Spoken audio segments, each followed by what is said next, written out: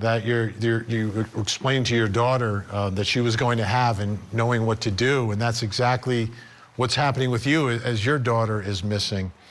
Can you explain for us a little bit about her relationship with Matthew and, you know, what was going on in her life with the, you know, as she's getting ready to bring her son into the world?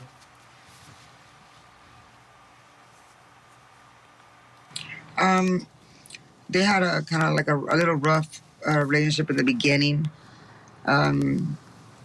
She said it was getting better. They were both looking for the baby. I mean, we had a baby shower for her. They were there, you know, and opening the gifts, you know, all excited, playing games. You know, it was like any normal couple.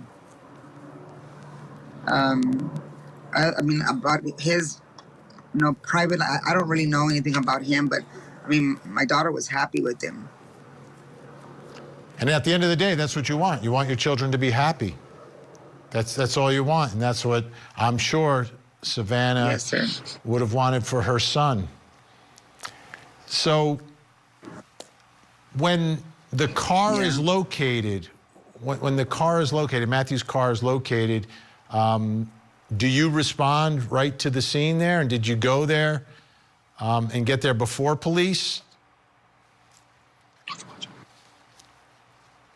No, we were actually going on other leads. I found out that there was a woman hostage by a man and a baby. So I thought it was my daughter. So we took off that way to see if that was them, and it wasn't. And then they said they were in the 78218 area. So we kind of went that way. And as we were going that way already, we get a call. And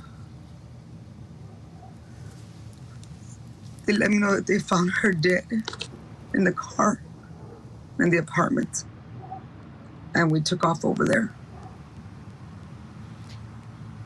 That area where she was found, those apartments, was there any connection to her life? Anyone living there or that area? No, sir, not that I know of. I have never been to those apartments.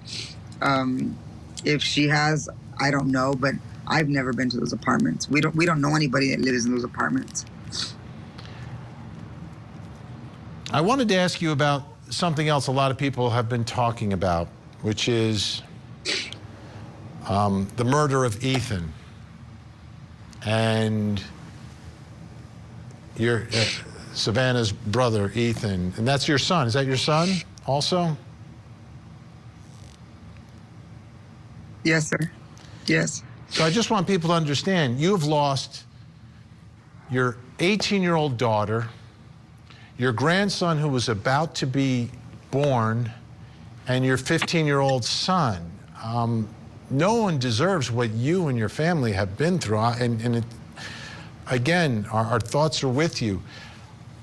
But at the hearing for the person accused of murdering your 15-year-old son, there was a brawl in the courtroom. Were you there that day? And do you know what was going on? Yes, I was there. When he walks in, mostly all the time that we have a court, he does some kind of gesture all the time to them, to us. And that day, he winked. You know, you have to understand my kids, that's their brother. I mean, he was literally shot to death. He got shot 7 times.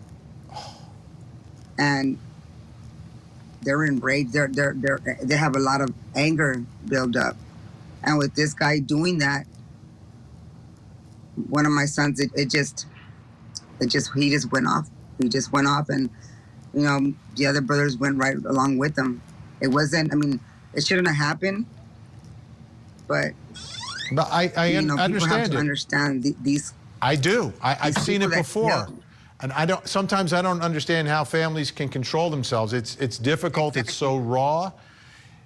Do you believe or suspect that there could be any connection between these two tragedies that you've endured?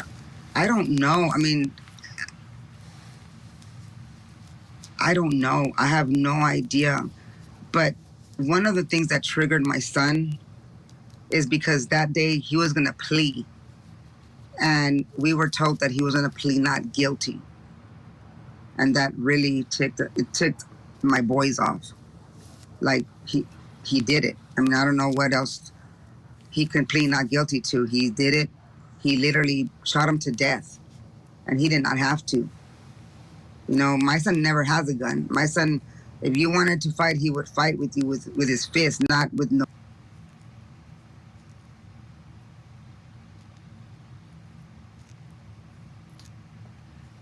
It appears. I wanted to see one moment, see if she... You saw the signal froze up on us. Is it gone? I just want to confirm that we're not able to get Gloria back. She is back. Gloria, before we run out of time, everyone is looking at this picture that you have to your left. If you could give us the story behind that and let everyone at home see it.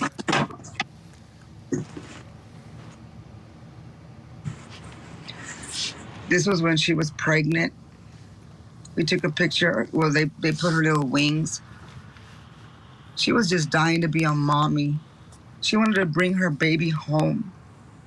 I don't know who did this, but whoever did this, I really hope that they catch him so that we can bring my daughter justice. This is a horrible, horrible, what might happen to my daughter. There was no reason why anybody would do that to her. She was so kind, she was loving, wanting to help anybody. I'm clueless on what went on. I am very clueless. I don't even know where to begin, why it happened. Well, Gloria, once again, I know everyone watching tonight is saying a prayer for you and your family. I'm so sorry for everything that you have been through. It puts a lot of perspective on everything, I think, for all of us tonight who have our loved ones around us. So thank you, Gloria. And we're going to stay on this story to ensure that there is some sense of justice at the end of the day for you, your family, Savannah, and that little boy. Thank you. I appreciate it. Thank you so much, Gloria. We'll be back. We are moving closer to trial in the case against doomsday prophet Chad Daybell. Prosecutors say they will seek the death penalty against him. Investigators have recovered human remains at Chad Daybell's residence. There's no way, Morgan. I can never come up with this. His wife, Lori Vallow Daybell, has already been convicted. Now, will her husband end up with the same fate? It's just so hard to know where the truth ends. It's the doomsday prophet, Chad Daybell, on trial.